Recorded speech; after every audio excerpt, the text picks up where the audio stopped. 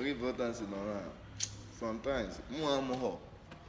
ịghọta mana na-ekwu dịka asị na na-ekwuka ịghọta ọ dịka asị na ma na-ekwuka oke okwu mana ọ na ma na-ekwuka kọma na ife dị dị ya n'otu o si dịkwanụ m n'obi ịghọta ịma sometimes ọ na-ntụ ụga ọ ya ebukwunu m aka ịghọta so mma nọkọtakwa ntụ ọrụ oge ife ma ya gwa my mother ịghọta so ife dị dị ya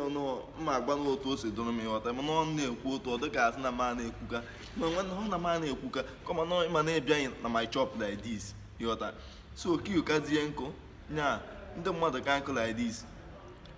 onye ọpụtazi ọ na-agwazi ụka asị ma ọ na-eme ife ị na-eme mana onye pụta onwelu ndidi onye bịa ọfụ na ị na-achọrọ onye afịa then onwelu ndidi ịchọtala onye ahụ inye ịghọta ọkwụ ụgwọ jewere onwe ịghọta then nke na-adụ agba ngosi nwanne na ọdụ mana abịazi ụtọ mmadụ kazie nkụ like this odozi ka asị na ịma ife ị na-eme na dashọp ịghọta mana ọ na-ama ife m na-eme ka ọ mana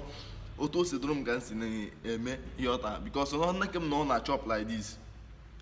mmadụ 5 ma mmadụ 3 akwụrụ na-eche ka m bịa nye ha afịa mmemme nwe wons na anyị na-ene ya ka mme under 2 minutes ọ dọnụ possible na ọ mgbago elu ma ọ gbatuo ana eje nchọrọ onye nke ịghọta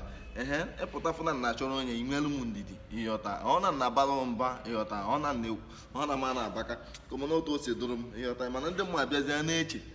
ka asị bụ na ịma ife ị na-ekwu mana ịmago mma nọkọta tụọrọ ụga ịghọta ịmana ntụọ n'oge ọ ebu m aka ịghọta ọ bụ m aka na biznes ka ezi ife mma akọrọ my mother ịghọta mana nwanne ya ife na-agwa ọrụ iji nwayọ ịbịa inwelu m ndidi ịghọta mma esetụrụ ịghọta oge tọ na uru enye gị ife ịchọ nnekpara anya ọnọdụ họ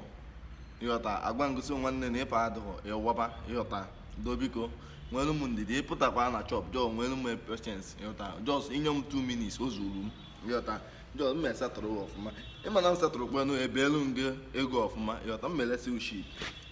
ịghọta nwanne so onwe efe mfu dị ya ịghọta ihe bịa kpaala